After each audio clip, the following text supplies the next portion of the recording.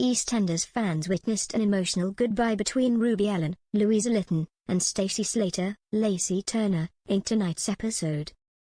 However, some fans are convinced Ruby's not actually leaving the square after spotting a huge clue.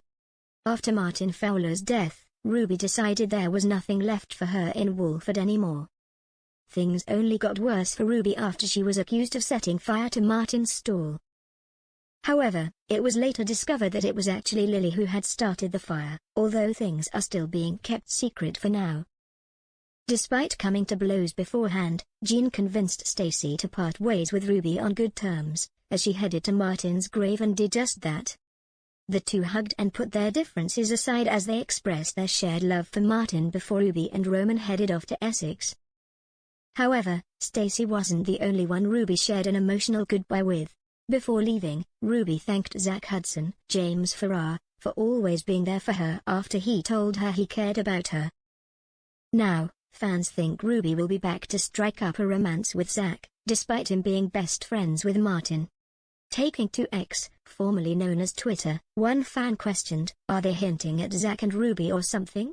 Another penned, "Ruby looking at Zach with those eyes, she will be back #EastEnders."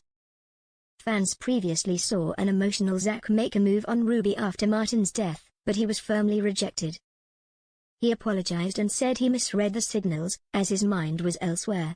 Despite just losing his best friend Martin, Zach had also recently discovered that he was the father of Nicola Mitchell's youngest son, Barney. Louisa has previously spoken about her exit from the soap, revealing that the door had been left open for her return. Speaking to The Sun before her departure aired, Louisa said, "I left EastEnders a couple of weeks ago. I was only back for 6 months, to tie in with the 40th and Martin's exit. It's always good to come and go and I never see it as a big thing when I leave because I can be back again."